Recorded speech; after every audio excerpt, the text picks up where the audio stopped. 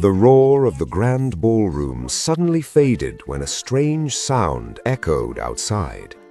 Then it happened. A magnificent steam carriage came to a sharp halt before the palace steps. Its wheels hissed. Servants rushed to the entrance in confusion. Nobles near the windows gasped and turned. Inside the ballroom, whispers spread like fire. Whose carriage is that? No crest, no family colors. Who would dare interrupt the gala? Then the great doors burst open. Hundreds of heads turned at once. Glasses slipped from trembling hands and shattered across the marble floor. There, framed beneath the golden lights, stood the woman the Duke had been too ashamed to bring. Duchess Eleanor Ravenshire. Dressed in black silk and diamonds, eyes blazing with pain and power, she stepped inside like judgment itself. Every footstep struck the marble with calm authority. At the center of the ballroom, Duke Adrian still held the hand of the younger woman he had proudly chosen over his wife, but now his fingers slowly loosened. Color drained from his face. The mistress who had arrived smiling moments earlier was suddenly trembling. Whispers tore through the room. She came. She actually came. After what he did to her? Then Eleanor stopped before them both, reached into her glove, and drew out sealed papers that made bankers gasp and noblemen rise to their feet. The Duke staggered backwards, because in that instant he knew the wife he had humiliated in private was about to destroy him before all of London. But before we witness how one proud duke lost everything in a single night, please subscribe for more unforgettable royal dramas. Now let us return to the beginning, to the days when he called her the only light in England, before vanity poisoned his heart, before another woman entered his life, and before betrayal arrived dressed in silk. London, in the early years of Queen Victoria's reign, lived for rank, beauty, and spectacle. Carriages rolled through polished streets lined with gas lamps. Ladies glided through drawing rooms in silk, and every season brought fresh talk of fortunes, titles, and marriages. Among all the young noblemen of that glittering world, none drew more attention than Duke Adrian Ravenshire. He was tall, handsome, and carried himself with the easy confidence of a man who had never been denied anything. His family name was old, his townhouse in Mayfair grand, and his country estate spoken of with admiration. Mothers with unmarried daughters watched him closely whenever he entered a ballroom. It was expected that Adrian would marry a woman of dazzling beauty and great fortune. Instead, he chose Lady Eleanor Whitmore, daughter of a modest viscount whose family preferred country life to London display. She was not the loudest woman in a room, nor the most decorated, but when she spoke, people listened. She had calm grey eyes, gentle manners, and a quiet intelligence that made foolish people uneasy. She noticed servants by name, remembered small kindnesses, and never competed for attention. Many in society whispered that the Duke had made a sentimental mistake. Adrian seemed not to care. He adored her in a way that silenced mockery for a time. At dinners he pulled back her chair himself. At concerts he leaned close to explain the music. In Hyde Park they rode side by side in the mornings, laughing privately while others stared. Their wedding filled St. George's Church with flowers, polished silver, and guests eager to witness the season's most surprising match. London newspapers praised the romance. Even those who doubted Eleanor admitted the Duke looked happiest beside her. The first years of marriage were warm and busy. Ravenshire House, once formal and stiff, became lively. Fresh flowers appeared in every room. Music drifted from the blue drawing room in the evenings. Adrian returned home early more often than not. The long dining table, once used only for state dinners, now held family breakfasts of hot rolls, honey, eggs, smoked ham, and fruit brought in baskets from the country estate. Soon a son was born and named Henry. 2 years later came twin girls, Clara and Louisa, their nursery filled with toys, tiny shoes, and the soft sounds of children learning the world. Eleanor gave herself completely to motherhood, but the birth of the twins was long and dangerous. Fever followed. For weeks the house moved in whispers. Doctors came and went with grave faces. When she finally recovered, she was thinner in some places, fuller in others, often tired and marked by the ordeal in ways hidden beneath expensive gowns. She still carried grace, but society noticed change before courage. Some ladies who once envied her now spoke with sharpened pity. At the same time, Adrian's father died, and with the title came ledgers no one had shown him before. The estates were burdened with hidden deaths, unpaid loans, and costly repairs. The grandeur remained, but the money beneath it was weakening. Pressure settled over Adrian like damp winter fog. He smiled in public, but privately he grew restless. He began hearing every whisper he once ignored. At a dinner held in their own home, candlelight flickering over crystal glasses and roast pheasant, a guest remarked that motherhood had altered the Duchess more than expected. Another woman gave a quiet laugh. Across the table, Eleanor lowered her eyes. Adrian heard every word. He said nothing. Once careless with money because he had never needed to think of it, he now lived under the weight of unpaid accounts, failing rents, and letters sealed with demands. Yet instead of cutting costs or accepting help, he clung harder to display.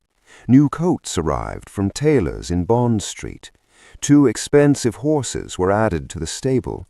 Fresh silver was ordered for dinners no one could truly afford. He hosted evenings of wine, oysters, pheasant, and music, so London would continue believing Ravenshire remained untouchable. Eleanor saw the danger clearly. She spent quiet mornings at the writing desk, studying household ledgers, trimming waste where she could. She dismissed unnecessary flower orders, reduced imported delicacies, and sold a pair of emerald earrings gifted to her at marriage. She suggested delaying repairs to the orangery and letting unused town rooms remain closed through winter. Every idea was practical, calm, and meant to protect their future. Adrian received each suggestion as a wound. He told himself a husband who took guidance from his wife looked weak. When guests came, he increasingly asked Eleanor to rest upstairs. He said crowded rooms tired her since the twins. He claimed the children needed her more than society did. At first she believed him. Later she understood he preferred being seen alone. If she entered a drawing room unexpectedly, conversations would pause just long enough for her to feel it. Adrian would smile tightly and ask if she should not be lying down. Business matters grew worse.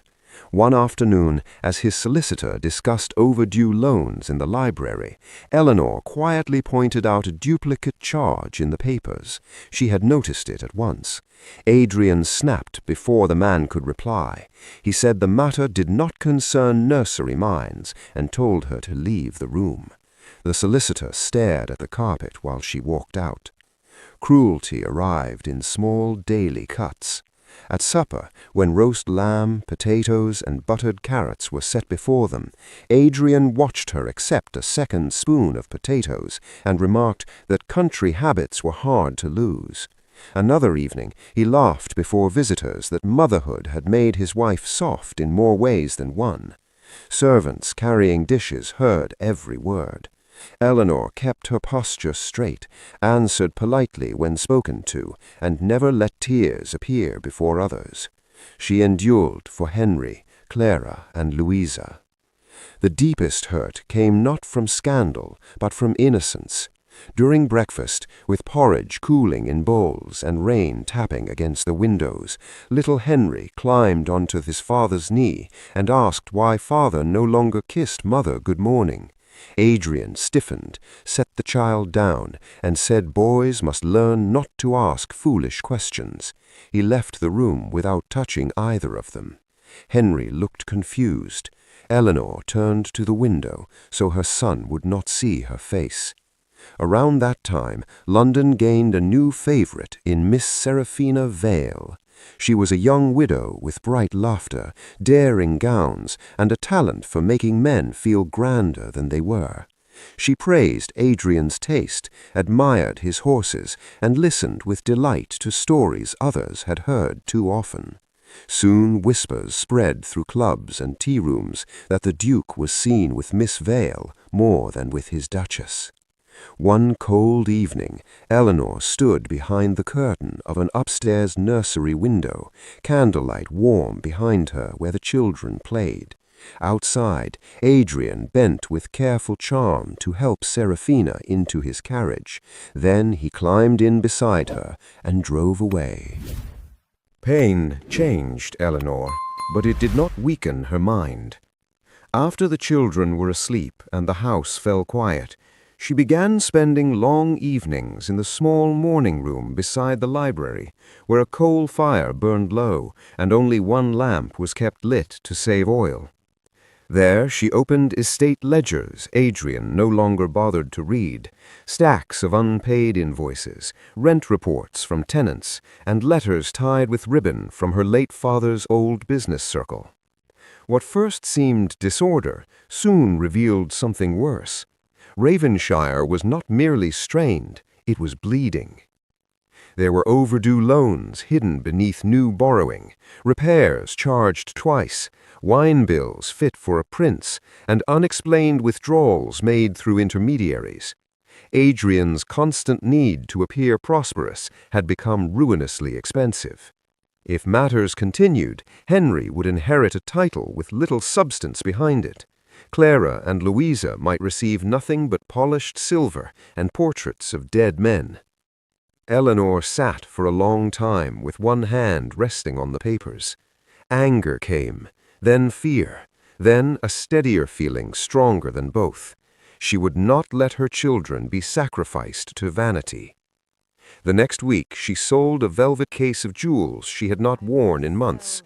Emerald drops, a diamond brooch, and 2 bracelets passed discreetly through a trusted jeweler who knew when silence was worth more than gems. With that money, she began where her father had once taught her fortunes were truly made, in movement, goods, and timing. Through careful agents, she purchased shares in wool shipments heading north, then small positions in tea imports arriving through London docks. She placed funds into a textile mill outside Manchester, whose machines were doubling output. Later, she risked money on an engineering concern, experimenting with improved steam road carriages. Society laughed at such noisy inventions and laughed harder at the thought of a duchess meddling in trade. Eleanor never heard the laughter directly and had no need to answer it. Letters began arriving, marked with figures rather than pleasantries. She learned freight rates, harvest patterns, tariffs, and which men could be trusted only when contracts were precise. Her profits, modest at first, grew with each wise decision. While studying Ravenshire accounts, she noticed another pattern. Payments authorized by Lord Cedric Pembroke, Adrian's oldest companion and estate adviser, were oddly frequent and poorly explained. Cedric had charm enough to pass any drawing-room, and manners polished enough to be believed, yet numbers betrayed him. Funds were being diverted through shell firms, land valuations were manipulated, and debts were positioned to force future sales. When she followed the trail further, another name appeared repeatedly through coded references and purchased luxuries: Miss Seraphina Vale. Cedric and Seraphina were working together. Seraphina kept Adrian dazzled and distracted, while Cedric prepared to strip Ravenshire once bankruptcy came. Eleanor moved carefully after that. She obtained copies of signatures from clerks, collected loan papers, and paid dismissed servants for truthful statements about conversations overheard. In a false drawer of a side cabinet, she found bank slips Cedric thought hidden forever. Each piece was placed in order inside a locked leather case. At home, Adrian continued speaking to her as though she were an expense rather than a person. He mocked her silence, praised Serafina's wit, and never once asked how recent bills had been settled. One rainy afternoon, Eleanor signed a fresh set of investment papers brought by courier. The returns from her ventures now exceeded Adrian's yearly personal income. She blotted the ink, folded the documents neatly, and placed them inside a locked desk beside evidence that could destroy the men who underestimated her. When invitations to the Sovereign Winter Gala were delivered across London, the city stirred with fresh excitement. It was the grandest gathering of the season, held in a palace ballroom where chandeliers blazed like captured stars, and every polished floor reflected silk, medals, and diamonds.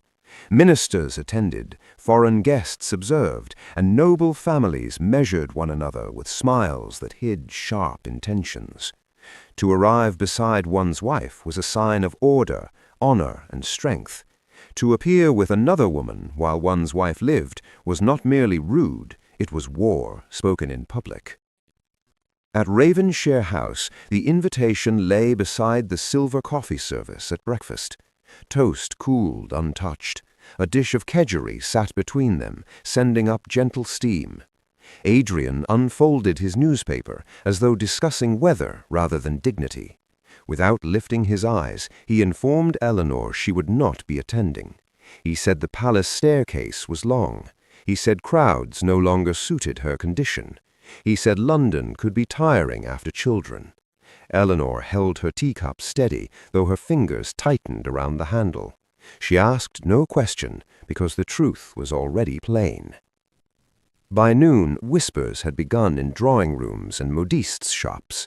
By afternoon, gentlemen's clubs repeated it as fact. By evening, all London knew the Duke of Ravenshire intended to attend the gala with Miss Serafina Vale on his arm. Some called it boldness, most called it shameful. Even within the house, servants could not hide their distress. The housekeeper dabbed her eyes in the pantry. A maid muttered that no decent man would treat the mother of his children so. Footmen who polished Adrian's carriage lamps worked in grim silence. Eleanor shed no tear before any of them. Instead, she rose after supper and asked her maid to bring down the sapphire gown stored in cedar paper at the back of a wardrobe. It was deep blue silk, cut elegantly, last worn on an anniversary when Adrian had still looked at her with warmth. She requested the family sapphires be cleaned and laid out. Then she went upstairs to the nursery. Henry was reading by the fire, while Clara and Louisa arranged dolls on a blanket. Eleanor kissed each child slowly, breathing in the scent of soap, warm linen, and innocence. She told them to sleep well and promised to see them in the morning. Henry asked if she would be beautiful tonight. She smiled and said she would do her best. Back downstairs, 2 trusted staff members waited in the study. To one she handed sealed envelopes addressed to bankers and solicitors. To the other she gave instructions regarding a leather case of documents to be brought later. Every word was calm, precise, and free of anger. Outside, a sleek steam carriage stood ready in the courtyard, its brass fittings polished bright, its body elegant and modern. The machine had been funded by investments no one in London knew belonged to the Duchess they pitied. As its engine hissed softly in the cold night air, Eleanor stepped inside. At the gala, Adrian entered with Serafina beneath a blaze of light. She wore silver satin and confidence. Guests turned to stare, then turned away to whisper behind fans and gloved hands. Serafina accepted the attention as victory. Adrian smiled too broadly, laughing a fraction too loudly, carrying arrogance over unease like a cloak too thin for winter. Then, from beyond the ballroom, the great doors opened.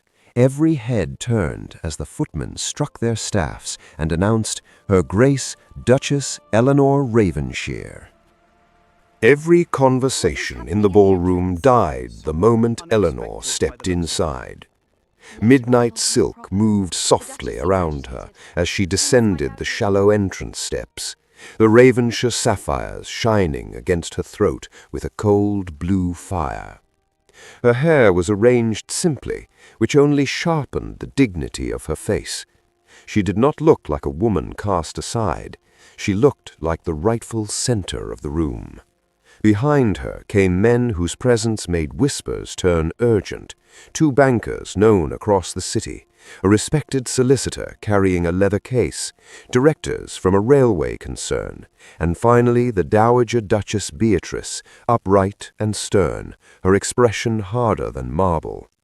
The mother of Adrian had chosen her side in public, and everyone understood what that meant. Eleanor walked across the ballroom at an unhurried pace. The orchestra fell silent, one instrument at a time. Couples stepped apart to clear her path. Servants froze with trays of champagne and sugared almonds in their hands. Seraphina, who had glowed only moments earlier in silver satin, seemed suddenly overdressed and strangely small. Adrian swallowed and tried to recover his composure. He asked what she was doing there. His voice was low, but the strain in it carried farther than he knew. Eleanor stopped before him. "Ending your ruin," she replied. The solicitor opened the leather case. Papers were handed first to Adrian, then to the master of ceremonies, then to 2 gentlemen of influence standing nearby. Eleanor spoke clearly enough for those nearest to hear, and those farther away leaned in for every word. Lord Cedric Pembroke had forged accounts and diverted estate funds through false companies. Miss Seraphina Vale had purchased jewels and settled gaming debts using Adrian's name and credit. Ravenshire House, its staff and its lands would have collapsed under creditors months earlier if Eleanor's private investments had not secretly paid bills, covered wages, and preserved the family estate. Gasps broke across the hall like sudden wind. Ladies clutched fans to their lips. Men reached for spectacles. Adrian looked down at figures and signatures he recognized too late. Cedric, pale and sweating, attempted to slip through the crowd toward a side exit. 2 officers waiting near the doors stepped forward and took him by the arms before he reached the handle. His protests only fed the spectacle. Seraphina's face twisted with fury. She pointed at Adrian and cried that he had promised marriage, a title, and freedom from his dull wife. The nearest guests recoiled as though scandal itself might stain their sleeves. Those who had flattered her minutes before now turned away. Then another sound entered the silence, the quick steps of a child running. Little Henry broke from beside the Dowager Duchess and hurried to his mother. Clara and Louisa followed, clutching each other's hands. Eleanor knelt just long enough to gather them close. Then Henry looked up at Adrian with clear, wounded eyes and asked if he was done hurting Mama now. No one moved. Even the chandeliers seemed to hold their breath. Eleanor rose slowly. She removed her wedding ring, the gold warm from her hand, and placed it into Adrian's trembling palm. "You were never ashamed of me. You were ashamed that goodness made you look small."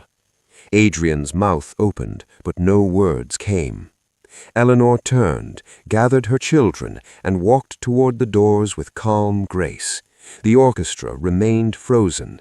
London's finest watched the Duke of Ravenshire stand in the middle of splendor with a ring in his hand, and nothing left that mattered. By sunrise, London had already decided the meaning of the previous night. Newspaper boys shouted headlines through damp streets, praising the courage and intelligence of the Duchess, who had saved a great house while being dishonored by its master.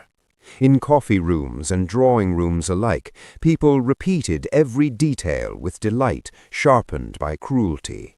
The Duke of Ravenshire, once welcomed everywhere, became the favorite subject of mockery.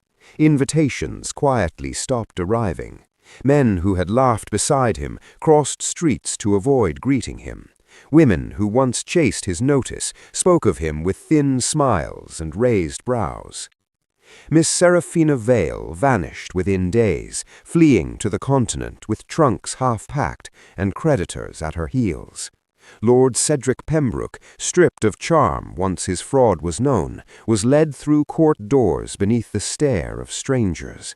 His name, once useful in clubs and counting-houses, now opened nothing but charges. Eleanor left London without ceremony.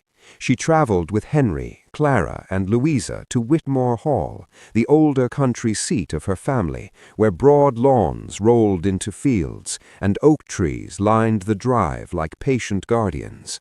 The air smelled of earth and rain rather than smoke and gossip. The children slept soundly there from their first night. Henry laughed more often. The twins ran through gardens with ribbons loose in their hair and cheeks bright from wind. Eleanor turned her mind to work with the same calm strength that had carried her through humiliation. She expanded her investments in mills, shipping, and railway shares. She reopened the village school with new books, proper coal for winter, and a teacher paid fairly enough to stay. Cottage roofs were repaired. A widow with 6 children found steady employment in the dairy. Tenant farms received seed loans after a poor harvest. Those who met the Duchess expected grandeur and found kindness joined to discipline. She became beloved by villagers and respected by men who once doubted any woman could understand trade. At Ravensshire House, Adrian moved through silence. Rooms that had once felt ordinary now accused him by their emptiness. Fresh flowers no longer appeared in vases. No music drifted from the drawing-room. Breakfast trays arrived untouched. He wandered halls lined with portraits of stern ancestors who seemed to judge rather than honor him. In the study, he opened old letters Eleanor had written during their early marriage, full of warmth, concern, and small hopes for their future. He found ledgers in her careful hand where accounts had been corrected, debts reduced, and waste prevented years before he noticed. Everywhere he looked, he saw evidence that she had loved him, while others had merely used him. Months later, on a grey afternoon thick with rain, Adrian rode alone to Whitmore Hall. There was no lacquered carriage behind him, no servants, no polished display. Mud marked his boots. Weather had touched his face before age had reason to. Pride, once his finest garment, was gone. He was shown into a bright drawing-room where sunlight broke through clouds and warmed the carpet. Eleanor stood near the window, composed and stronger than he remembered. She did not tremble. She did not rush. She simply asked what he wished to say. Whether forgiveness lived in her heart remained known only to her. For title